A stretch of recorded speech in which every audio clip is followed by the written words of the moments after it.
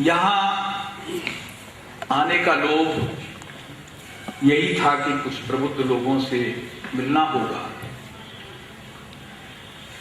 और शाही जी आप जानते हैं कि देश के प्रसिद्ध प्रबुद्ध लोगों में से, और उन्होंने जो यहाँ अपना बीज वक्तव्य दिया उससे उन्होंने एक बहुत बड़ा क्षितिज हमारे सामने खोल दिया कि मित्रसेन मीत के उपन्यासों के बहाने से हम किस किन समस्याओं पर किसके दृष्टिकोण से विचार कर सकते हैं। वो सारे सवाल जो उन्होंने उठाए वो हमारी रोजमर्रा जिंदगी में हमें कहीं न कहीं परेशान करते हैं। लेकिन इन सवालों को मित्रसेन मीत ने अपने उपन्यासों के द्वारा पाठकों तक पहुंचाने का प्रयास किया है, तो इसमें नया क्या है? यहीं से मैं एक बुनियादी सवाल उठाना चाहता हूं, और वो सवाल ये है, और ये मित्रसेन मीत से पूछा जाना चाहिए कि आप लिखते क्यों? क्या जरूरत पड़ी है आपको लिखने की? ये काम सोशल एक्टिविस्ट कर देंगे, नारे लगाने वाले कर देंगे, जो हमारे यहाँ संगठन काम कर रहे हैं वो कर देंगे, फिर आपको ये इतने मोटे उपन्यास लिखने की जरूरत क्या है? और वो भी उस सूरत में कि आप जिस तंत्र के अंग हैं उस तंत्र के खिलाफ आप अपना रचना कर्म कर रहे हैं। इसके लिए वो बहुत बहुत बधाई के पात्र हैं, क्योंकि लिखना अपने आप में बहुत आसान काम नहीं है, और जिस तंत्र में हम हैं, जिस तंत्र के हम अंग हैं, उसके खिलाफ लिखना तो और भी कठिन काम है। कठिन ही नहीं है और रिस्की भी है। और मुझे तो कई बार, क्योंकि मैं नौकरी में जिंदगी गुजारी है, मैं जानता हूं कि सरकारी दबाव कितने होते हैं। जिधर भी हमारी नौकरी तो बड़ी सुरक्षित थी, मास्टरों से कोई डरता भी नहीं है, लड़के भी नहीं डरते, अब तो लड़के लड़कियां भी नहीं डरते, कोई डरता भी नहीं है। लेकिन मित्रसेन मीत तो जिस पद पर है उससे तो समाज भी डर सकता है, उससे नागरिक भी डर सकते हैं, और उससे उनका तंत्र भी डर सकता है। तो यही ये सवाल पैदा होता है कि मित्रसेन मीत लिखते क्यों? ऐसा तो है नहीं कि वो मित्रसेन मीत इस देश में अकेले इस पद पर कार्यरत हैं। हर प्रांत में, हर बड़ी जगहों पर उनके पद के बराबर के लोग हैं, लेकिन सब तो नहीं लिख रहे। तो ये लेखक से ये सवाल, बुनियादी सवाल किया जाता है, भाई आप लिखते क्यों हैं? ये लिखने से आपको क्या फर्क पड़ जाएगा, और लिखने से आप कौन सा समाज बदल देंगे, लिखने से आप कौन सी क्रांति कर देंगे? इसके सब लोगों ने उत्तर अपने अपने तरीके से दिए हैं। इससे हर लेखक टकराता रहा है इस सवाल से। बच्चन ने यह कहा कि जो छिपाना जानता तो जब मुझे साधु समझता, कि मैंने तो साधु नहीं बना, कोई पाखंड मैंने नहीं किया। अंचल जी ने कहा कि छिपाने को छिपा जाता विकल चीत्कार में सारा, मगर अभिव्यक्त की मानव सुलभ तृष्णा नहीं। ये हमारे अंदर है, अभिव्यक्त की मानव सुलभ तृष्णा, वो हमको परेशान करती है। हम कहीं भी हो, कैसे भी हो, वो हमको परेशान करती है, और वो हमको बाध्य करती है कि तुम लिखो। और क्या लिखो?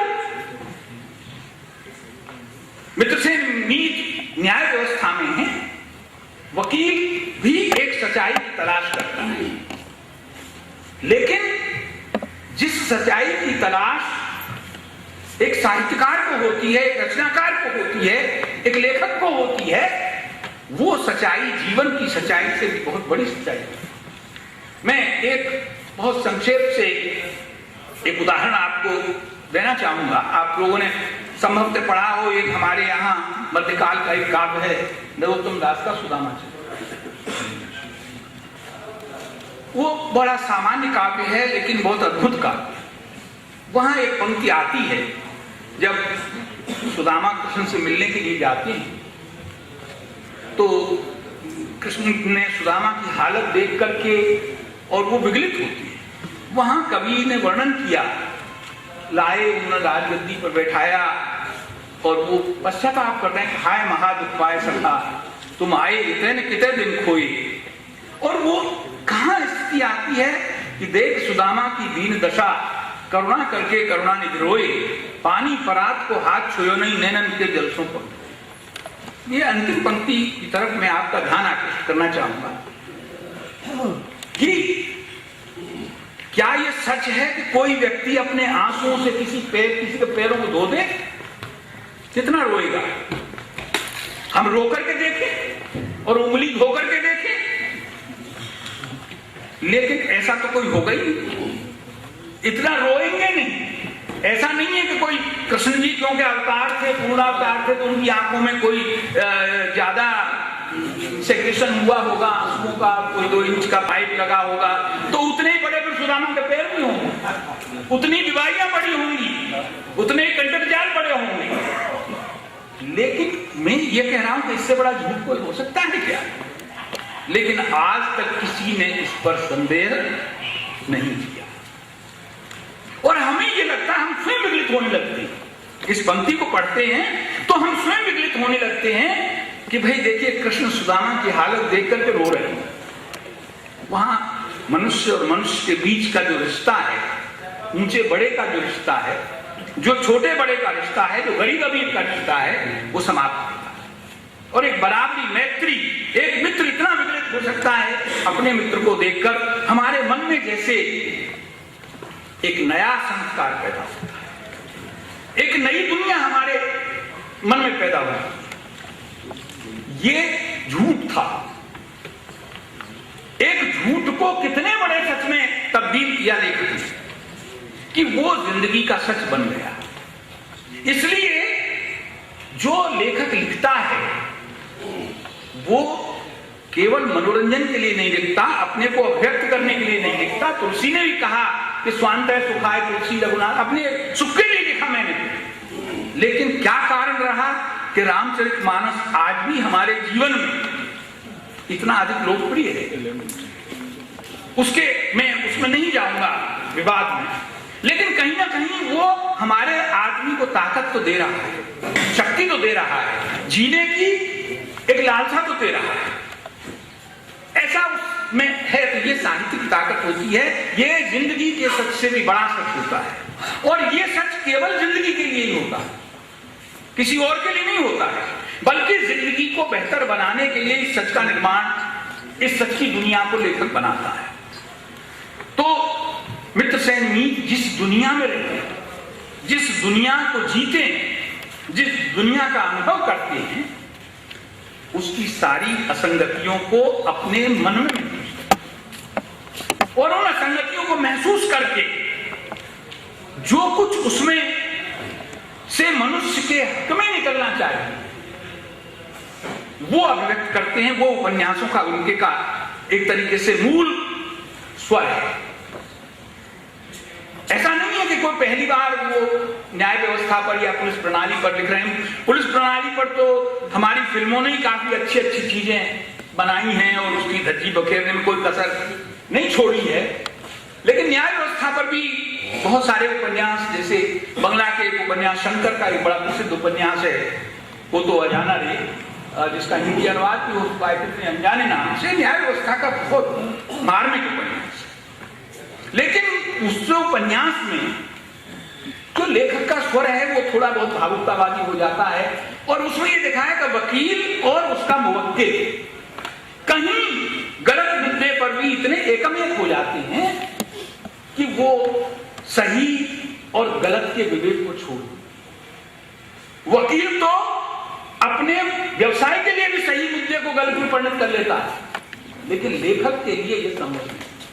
और मीत साहब के सामने शायद यही चुनौती रही होगी कि मैं अपने उपन्यासों से जिस व्यवस्था में मैं जी रहा हूं, जिस व्यवस्था में मैं काम कर रहा हूं, उस व्यवस्था में जो कुछ मनुष्य विरोधी है उस पर मैं उंगली रखूं, उसको मैं सामने लाऊं।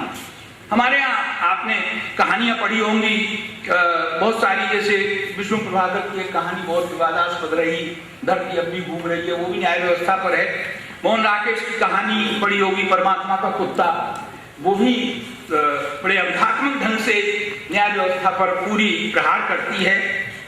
मन्नू भंडारी की एक सजा कहानी है जिसमें वो उसका परिणति यह है कि जब व्यक्ति को न्याय मिलता है तब तक वो बिल्कुल खत्म हो चुका होता है। हमारी न्याय व्यवस्था है, जब न्याय मिलता है तब तक वो बिल्कुल समाप्त हो चुका होता है। हृदय का एक उपन्यास है सफेद घोड़ा काला सवार, वो भी पूरी तरीके से न्याय व्यवस्था पर, ये न्यायतीत उपन्यास भी है।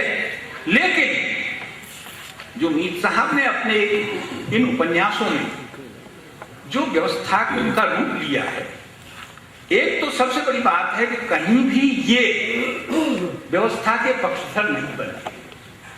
जब लेखक किसी व्यवस्था का पक्षधर बन जाए तो उसके निष्कर्ष गड़बड़ाने लगे और वो लगता है कि वो एक पार्टी हो गया, और पार्टी किसी उसका हो जाना कम से कम लेखक के लिए ये नुकसानदेह होता है।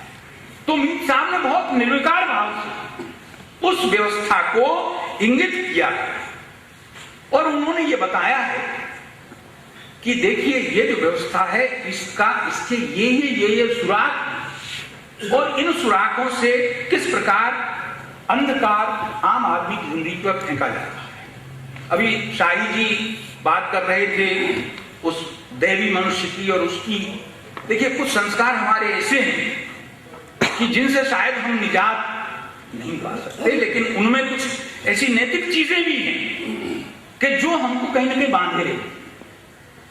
जैसे उन्होंने कहा कि ईश्वर पीछे है, ईश्वर ने कह ही दिया इदा जाए धर्मस्ते बुलाने बहुत, मेरी जरूरत आपको पड़ेगी, मेरे बिना आपका निस्तार नहीं। ये हमने मान लिया, लेकिन साथ साथ हमने ये भी मान लिया कि अगर कहीं अच्छा है, कहीं मनुष्य के हक में कोई लड़ाई लड़ी जा रही है, तो हम उसको भी उन्हीं नैतिक आंखों से देखते हैं जिस नैतिक आंखों से कि हम ईश्वर देखते हैं।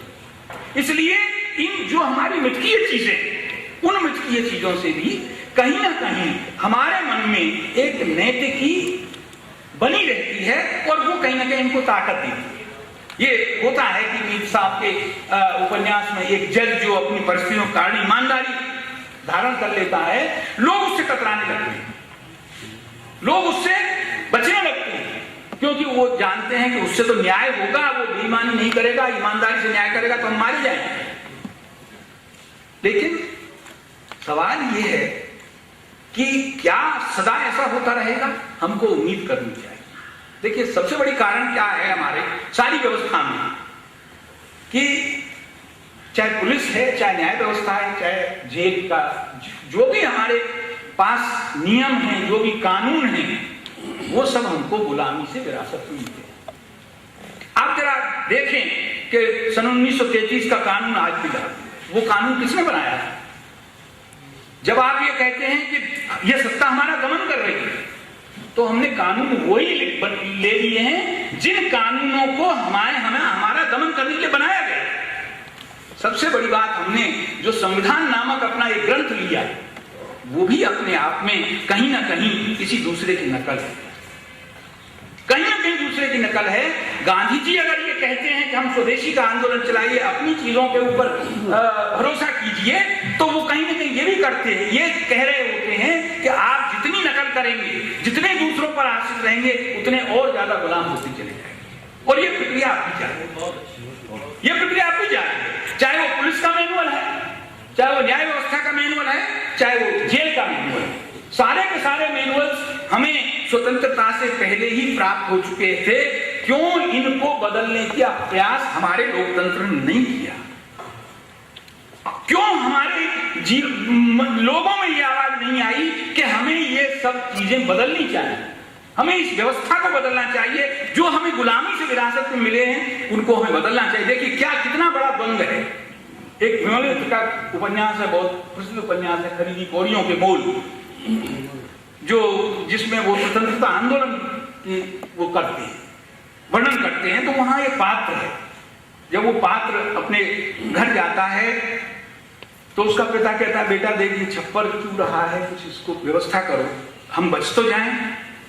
वो कहता है, बस पिताजी थोड़ी सी देर, आजादी मिलने वाली है, आजादी मिली, आपको मकान अपने आप बना मिल जाएगा।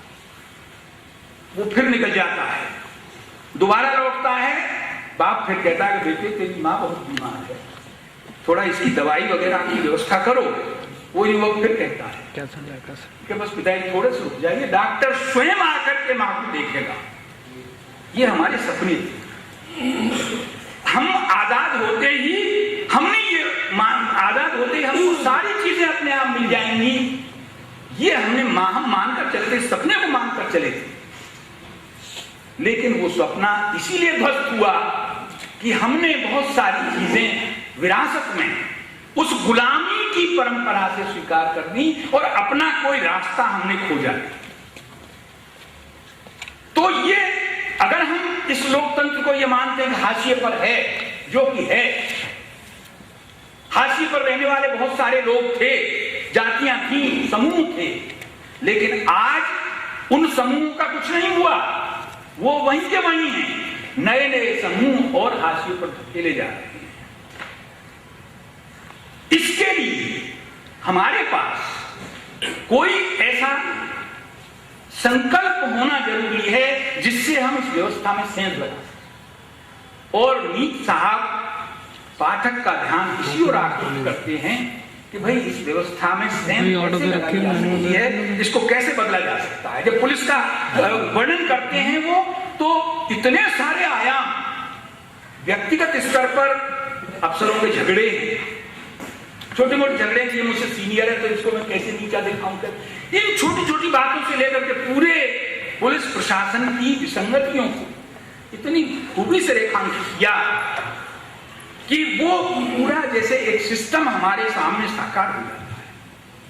और वो हमको ये भी चेताता है कि देखो ये जो सिस्टम है, ये सिस्टम आपको कहीं राहत नहीं दे रहा, आपका शोषण कर रहा है, आप में असमानता फैला रहा है, आप में गैरबराबरी फैला रहा है और आपको अपनों से दूर कर रहा है।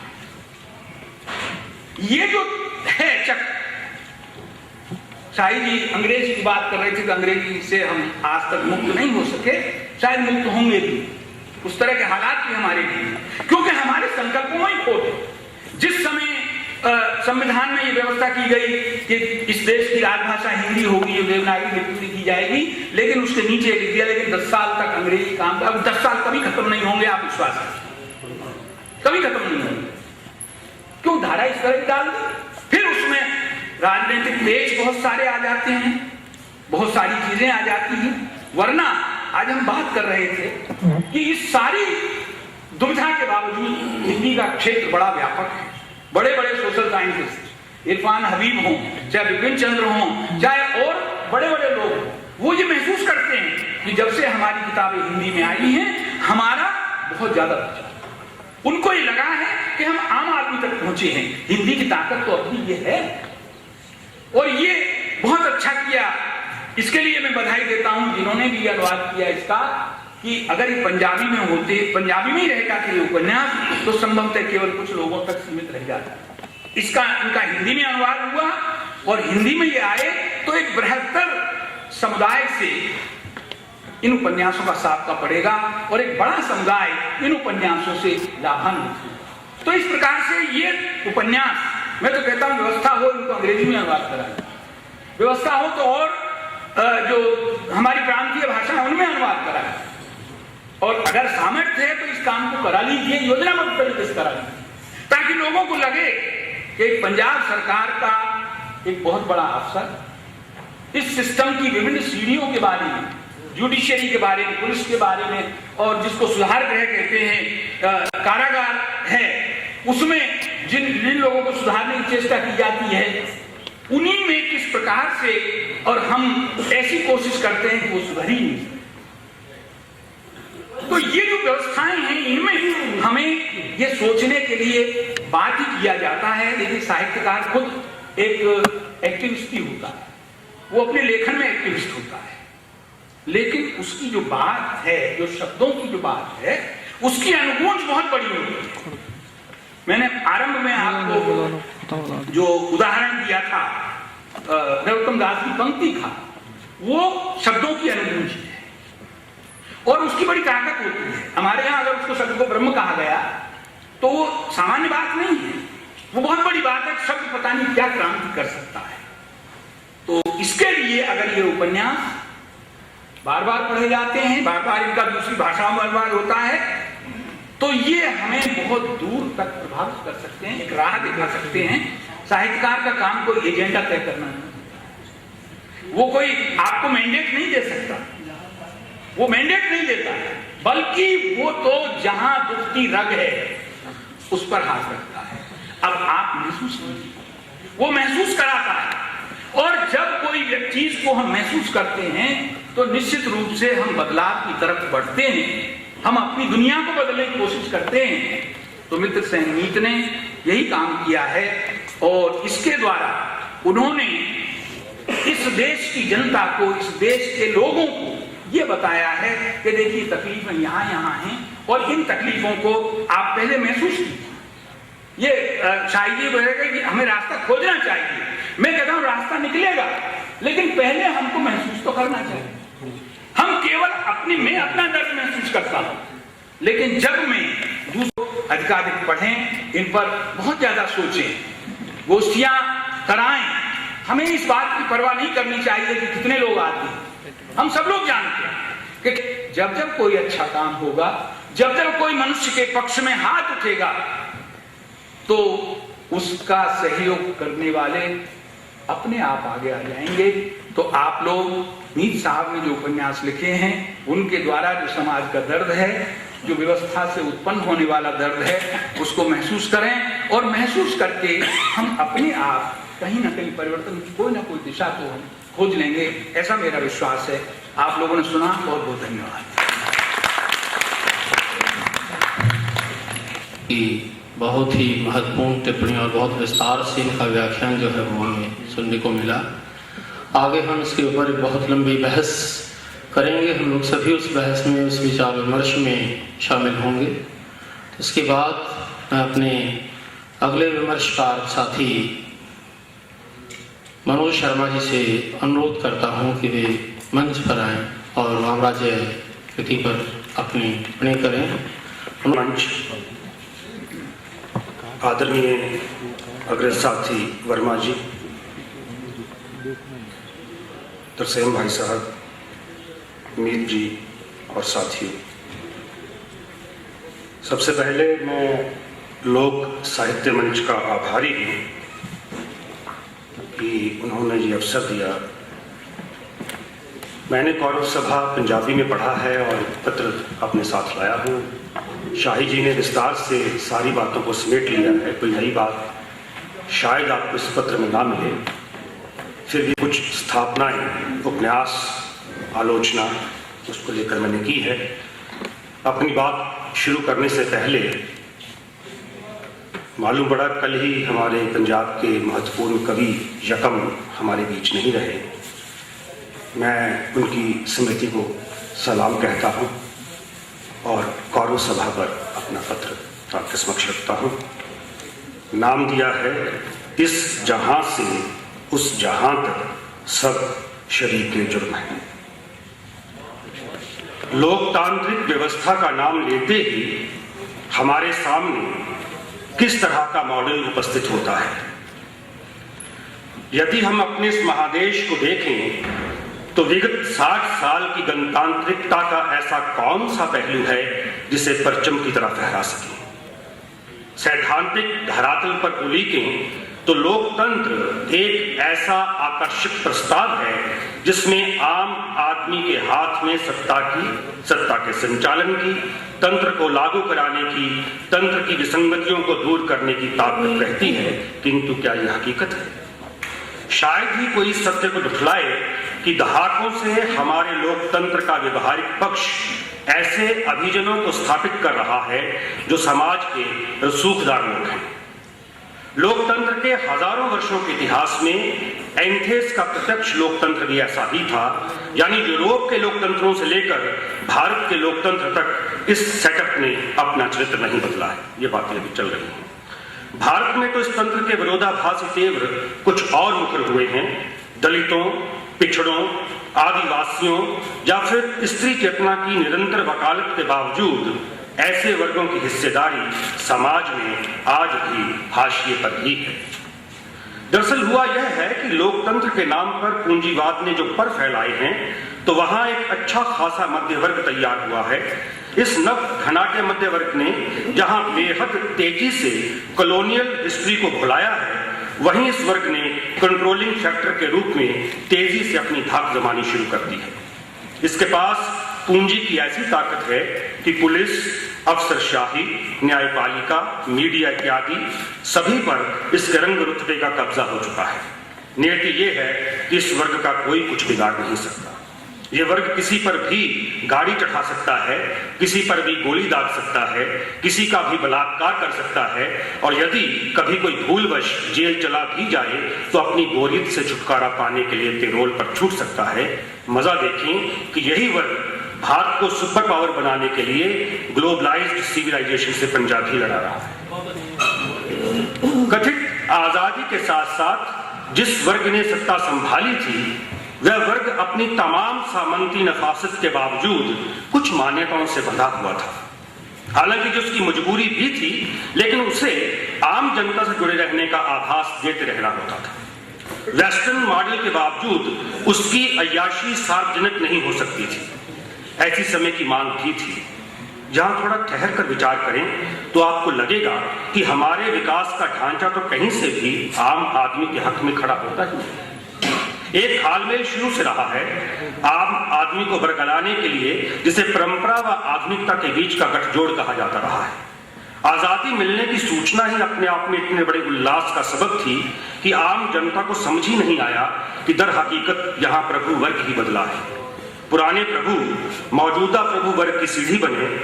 हम कह सकते हैं उस समय का प्रभु वर्ग औपनिवेशिक परंपराओं में बंधा था। नौकरशाह कायदे कानून की बात कर लेते थे, और ऐसे राजनेता भी थे जो अपने हिसाब से समाज की पुनर्रचना की दुहाई भी देते थे। तमाम विवादों के बावजूद कुछ था जिसे कर ले जाना था। जिन्हें नाज है हिंद पर वो कहाँ है कि नम करती पंक्ति पर ऐसे नेता लोग रोने का सलीका भी जानते थे। और शायर की जुबान में आगे कहूं तो वो जरखेज जमीनों के दिन होते थे, शहर उजड़ जाने के बाद भी बसता था। अब देखें कि पिछले 6 दहाकों में जो नव धनाढ्य वर्ग नई शक्ति बनकर उभरा है, वह किस हद तक हमारे शासन प्रशासन पर काबिज है। उसने देश की सभी नीतियों को बाजारोन्मुखी बना दिया है। साथियों, इस समय तक आते आते प्रचार के अर्थ पूरी तरह से बदल चुके हैं। यहाँ यदि कोई युवा नेता किसी ग्रामीण परिवार के घर में नीचे बैठकर रोटी खाता है तो ये घटना देश के सबसे बड़े अखबार की सबसे बड़ी सुर्खी बनती है। समाचार पत्र इसे उजागर करना कतई जरूरी नहीं समझता कि उस दिन उस क्षेत्र के आम लोगों की कैसी दुर्दशा है। शो बिजनेस एक स्थापित मूल्य है। अय्याशी के आगोश में सत्ता को पाला पोसा जा रहा है। जिधर से चाहे देख लें, आज राजनीति धंधा है। बर्बाद गुलिस्तां करने को बस एक ही उल्लू काफी है। हर शाख पे उल्लू बैठा है, अंजाम गुलिस्तां। अल्बर्ट आइंस्टीन ने बहुत पहले कहा था कि मैं उसी राष्ट्र में रहना पसंद करूंगा जहां कानून की निगाह में सब एक समान है। इन अर्थों में तो लोकतंत्र से बड़ी कोई व्यवस्था हो ही नहीं सकती थी। अमर्त्य सेन सहस्त्राब्दी का आकलन करते हुए एक जगह पर कहते हैं कि किसी विचार या वस्तु या आचार का उद्गम स्थल अपने आप में बहुत ज्यादा महत्वपूर्ण नहीं होता है। देखने वाली बात यह होती है कि वह विचार, वस्तु या आचार जो योगदान कर सकता है वह कितना है, और इसकी तुलना में वह कितना दमनकारी होगा। उसके लिए विस्तृत पड़ताल की जरूरत है। और यदि पड़ताल की जाए तो सबसे पहले हम पाएंगे कि लोकतंत्र के नाम पर लोकतंत्र के सभी खंभों ने सर्वाधिक शोषण आम आदमी का ही किया है। मानवाधिकार की अवधारणा की तो धज्जियां उड़ा दी गई हैं।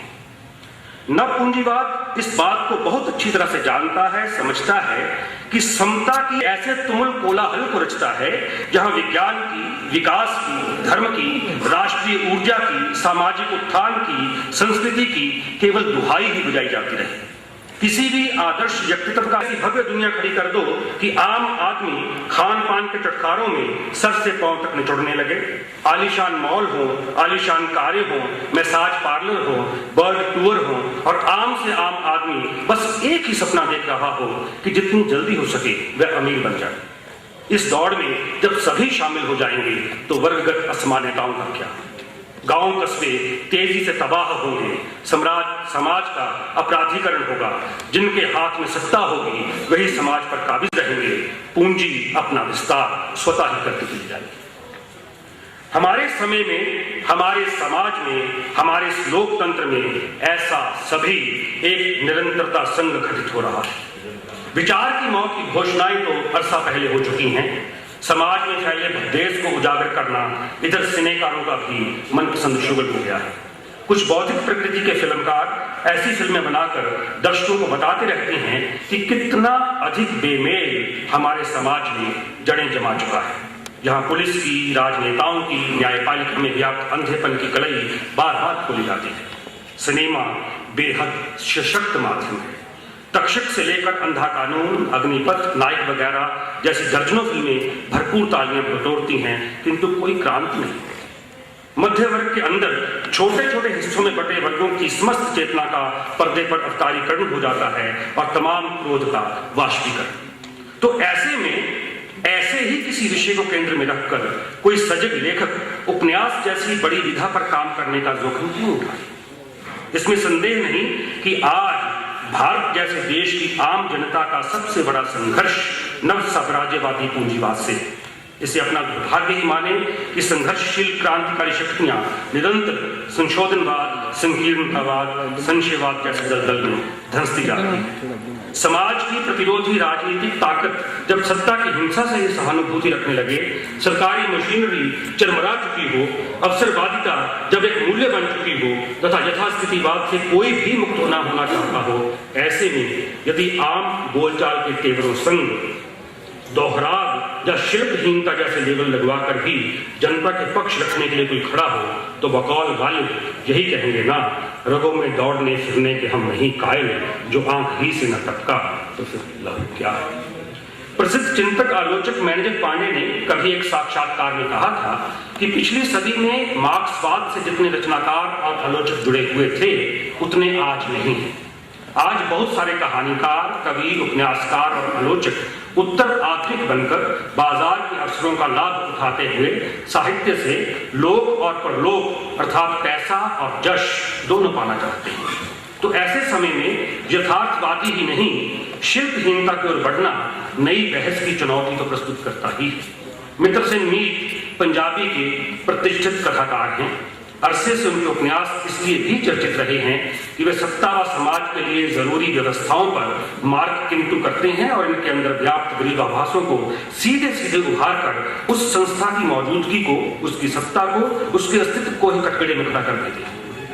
यानी बिना क्राफ्ट के जाल में फंसे, बिना किसी शाब्दिक माया के वे जो वृतांत रचते हैं उसे केवल निजी अनुभवों की सान पर चढ़ाते हैं, फिर परखते हैं और कथा की आंतरिक विश्वसनीयता संग इस तरह से प्रस्तुति देते हैं किसी बीच बचाव की, किसी संदेह की कोई गुंजाइश बची नहीं रहती। प्रेमचंद की परंपरा में वे यथार्थ के सजग चितेरे हैं। पंजाबी उपन्यास जिस तरह से नानक सिंह से होते हुए गुरदयाल सिंह तक सफल यात्रा करता आया है, उससे थोड़ा आगे बढ़कर मीत शिल्पहीन आख्यान को स्थापित करते हैं। क्राफ्ट को लेकर यहां मैं कुछ और भी कहना चाहूंगा। मुझे लगता है कि सत्ता को चकमा देने के लिए लातिन अमेरिका में मार्केज ने जादुई यथार्थवाद का वर्णन किया होगा। भारतीय परिवेश में इसकी इतनी जरूरत नहीं थी, लेकिन कला के धरातल पर यहां जादुई यथार्थवाद का धड़ल्ले से प्रयोग हुआ। पश्चिम से आई उपन्यास विधा को केंद्र में रखकर कभी कृष्ण बलदेव व्यास ने जो फॉर्मेट तोड़ने तथा प्रेमचंदीय परंपरा से आगे बढ़ने की बात की थी, वहां निस्संदेह काफी कलात्मक तोड़ मरोड़ हुई है। लेकिन ध्यान दें तो यहां हमारी दुनिया के समानांतर नई दुनिया रचने की कोशिशें अधिक हैं। चाहे निर्मल वर्मा हो या मनोहर श्याम जोशी, चाहे विनोद कुमार शुक्ल हो या धीरेन्द्र अस्थाना, चाहे त्रिम्बद हो या मनोज रूपड़ा, क्राफ्ट की जमीन पर सच का नवीकरण करना ही मनोरथ रहा है। किंतु पंजाबी लोक में, पंजाबी चेतना में आख्यान की जिनग स्वभावगत है। संवाद, सांस लेने सा है। कहना ना होगा कि सीधे सीधे बात का संप्रेषण हमें डिरेल होने से बचाता है। हमें यह भी देखना होता है कि हम कैसी विडंबना से किनका साक्षात्कार करा रहे हैं। आप देखें कि पंजाब की मिट्टी से जुड़े जितने भी बड़े कथाकार हैं, चाहे उपेंद्रनाथ अश्क हो, जगदीश चंद्र हो, भीष्म साहनी हो, जहां तक कि मोहन राकेश हो, तो इनके यहाँ कथा में युक्ति तो है, लेकिन ये युक्ति कथा पर भारी नहीं पड़ती।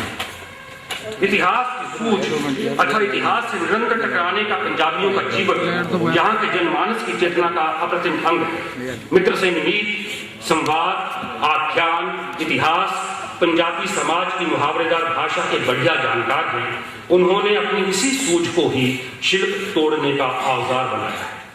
इस बात को थोड़ा और खोलने के उद्देश्य से मैं साहित्य में फैशन की हद तक बढ़ाए उत्तर आधुनिक तेवरों के बहाने से फिर से कुछ कहना चाहूंगा।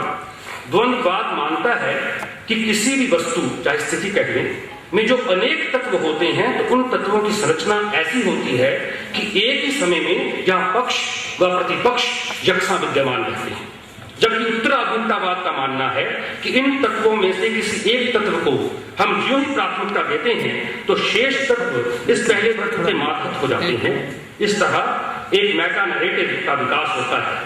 कौरव सभा के पाठ जानते हैं कि इस उपन्यास में व्यवस्था परिवर्तन के लिए किए गए सायास प्रयास पाठक का रिश्ता पूरी तरह से घटित हो रहे यथार्थ से जोड़ते हैं। ग्रैंड या मेटा नैरेटिव कहलाए जाने के तमाम जोखिम उठाते हैं।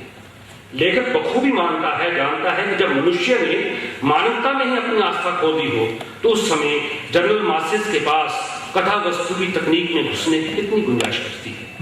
जादुई यथार्थवाद के प्रबल समर्थक उदय प्रकाश अपनी चर्चित कथा मोहनदास तक आते आते अखबारी खबरों से कथानक को आगे बढ़ाते मिलते हैं। जब कई तरह के अंतों की घोषणा वाले समय में हम रह रहे हों, जब कला के अंत की घोषणा के साथ ही हमारे सामने बहुत कुछ ऊल जलूल परोसा जा रहा हो, मीत मानवता के हक में बोलते हैं। वे मानव समाज में आवश्यक तमाम व्यवस्थाओं की नंगई पूरी दीवार से खोल देते हैं। यहां मैं दो हिंदी उपन्यासों के नाम लेना चाहूंगा, हमजाद और परछाई नाच। इन दोनों उपन्यासों के लेखक कथ्य से अधिक अपने क्राफ्ट के लिए जाने जाते हैं।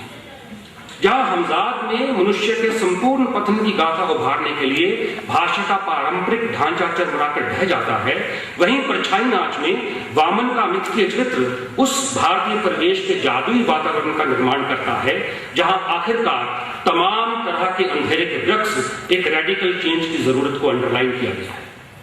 वस्तु के सारभूत को सीधे सीधे प्रस्तुत करती कौरव सभा की शिल्पहीनता इसी जरूरत के मद्देनजर द्वंद्ववाद के सार तत्व को पंजाबी मुहावरे के तेवरों संग प्रस्तुत करती है। आप देखें कि इस उपन्यास के लेखक ने तात्कालिकता को कैसे लिया है, अपने वर्तमान से किस तरह का कमिटमेंट है, उस पर दबाव कैसे है। इन्हीं प्रश्नों के आलोक में हम लेखक के जोखिमों को तथा उसने जो अर्जित किया है उसे अच्छी तरह से समझ सकते हैं। कौरव सभा पंजाबी शरीक समाज में व्याप्त फौजदारी मुकदमेबाजी की एक आम कथा है। इसकी ये आम प्रस्तुति ही इसे विशिष्ट बनाती है। ये उपन्यास इस की नोट पर खड़ा है कि आखिर क्यों भ्रष्टाचार हमारी नीति है। बेशक हमारे सिस्टम पर पूंजीवाद की पकड़ है, किंतु मनुष्य के लालच की सीमाएं कहां तक है। मीत कानून के जानकार हैं। इस 324 पृष्ठों के उपन्यास में वे जिस तरह से मिसल और चालान की भूमिका को भ्रष्ट तंत्र के हथियारों के रूप में प्रस्तुत करते हैं, उसका पाठक को पता होने के बावजूद यह बदलाव की जरूरत को महसूस करने लगता है। उपन्यास के टेक्स्ट से गुजरते हुए लगने लगता है कि ये समाज में पसरे पड़े भ्रष्ट चेहरों का ऐसा कौलाद है जहां सब कुछ तय है। कौरव सभा का पाठक इसलिए ही कौरव सभा का पाठ इसलिए ही प्रासंगिक है कि इसमें मूल कथा के साथ साथ पाठक शिक्षा प्रणाली, चिकित्सा तंत्र, बिहारी समाज के वर्गगत चरित्र, पुलिसिया निजाम, व्यापारिक हथकंडों, दलाल वर्ग, प्रेस, अध्यात्म के नाम पर चलती दुकानों, सरकारी मशीनरी के कामकाज, पूंजी व संबंधों के तालमेल, हृदय परिवर्तन में गांधीवादी तेवर, कस्बई मानसिकता के वृक्ष, शहरी जीवन शैली इत्यादि को भी जान कर सकता है। उपन्यास में यथार्थ, इतिहास व मिथक का फ्यूजन हुआ है। उपन्यास इसमें से गुजरते हुए आपको बार बार लगेगा कि थोड़ा सा रोमानी हो जाने की तर्ज पर चालाक हो जाना जीवन में काफी मायने रखता है। सामाजिक व कानूनी विसंगतियां रेक्ट्रिक की तरह दर्ज हुई हैं। उपन्यास का चुपके से इस मुद्दे को भी रेखांकित कर जाता है कि जब कानून का कोई जानकार वकील तक इस व्यवस्था में विवश है, जब खुर्रांट वकीलों के सामने ईमानदार जज की नहीं चलती, वकील जब सगे बाप से भी हिस्सा मांगते हैं, तब आम आदमी की नीति कैसे होती? यह भी कि हमारे कानून का यही दुखांत है कि सच बोले तो दोषी बरी हो जाते हैं और झूठ बोले तो निर्दोष भी सजा पा जाते हैं, तथा यह भी कि हम 1872 के कानून को पकड़े बैठे हैं। ऐसे में क्या है? मीत ने पंजाबी मानस में व्याप्त मुहावरे का भी असरदार इस्तेमाल किया है। सर पे 100 घड़े पानी पड़ गया, ठूठा सिंगले के सर न फूटे, बासी हलवे की तरह, आशकों को नतना दरियाओं को मोड़ने जैसा, खड़े का नाम खालसा, कौवा खाए कुत्ते की तरह, गीले गोबर पर पैर नहीं धरना, कानों में तेल डालना, तीतर होना, नाई से अपना सर नहीं मुंडा जाता, दानी दान करे, भंडारी का पेट दुखे, या फिर ऐसे कहावतें जिनका अनुवाद संभव नहीं है, जैसे कि लोहे के थन, तबलो मच्छी होना, खुरा खोजना, लड़ियां निकालना, कुग्गी सूताना, चाइयां ले करना, तोरी फुलका बंद होना, मतलब ऐसे सूत्र वाक्य। जैसे कानून कहता है कि इज्जतदार लोगों को जेल नहीं भेजा जा सकता, समझदार जज एक आध केस में पैसे लेता है और उसी में से साल का खर्च निकाल लेता है। डोड़े पड़ गए तो सिंगले के 20,000 पक्के, नहीं तो मौज मस्ती, समाचारों में रहना। राजनीतिक आदमी की मजबूरी, व्यापारिक चालें राजनीतिक चालों के आगे मात खा गई, तूफान निकल गए किंतु उनका असर अमर भर रहना था। ऐसे कई उदाहरण कौरव सभा में भरे पड़े हैं। विशेष ये है कि ऐसे भ्रष्ट तंत्र के बावजूद कौरव सभा में जहां एक और द्वंद्वात्मकता को उभारा गया है, तो दूसरी ओर इस बिगड़ैल सांड को नकेल डालने के लिए संगठनों, संस्थाओं व एक्टिविज्म की भूमिका को उभारा गया है। ये महत्वपूर्ण बात है। समाज को सेध देने के लिए, ईंट के भट्टे से धधकते आदमी के दुख को ठंडा करने के लिए, सही मनोरथों के लिए ग्रुप में किए गए काम कितने सार्थक होते हैं, कैसा असर छोड़ते हैं, गंदगी साफ करने के लिए कितने जरूरी हैं और किस तरह से एक लकीर खींच डालने में कामयाब होते हैं, इसकी जरूरत तथा इनके फलित अपने तमाम खोज संग यहाँ संदेश प्रसारित करते हैं। अंततः नेहा की वकालत की पढ़ाई करने की इच्छा, हरीश राय के संगठन को ज्वाइन करने की इच्छा, रामनाथ को उसे उत्साहित करना इत्यादि इसी लेख की अवधारणा की पुष्टि करती है। कुल मिलाकर कहा जाए तो यथार्थवादी धरातल पर रचा गया ये उपन्यास शिल्पहीनता की ओर बढ़ता यथार्थ की इतना समीप आ जाता है कि गल्प व घटना के भेद को ही मिटा जाता है। जहां आयरनी ये है, इस प्रक्रिया के बावजूद उपन्यास में आख्यान है, मिथक है, इतिहास चेतना है, पंजाबी लोकमानस है, मुहावरेदार जुबान है तथा खुलकर सड़ान मारती न्याय व्यवस्था पर प्रश्न डाले गए हैं। मित्र सेन मीत जी को बधाई और लोकगीत प्रकाशन का आभार कि उनके कारण ऐसा महत्वपूर्ण उपन्यास हम तक पहुंच सका।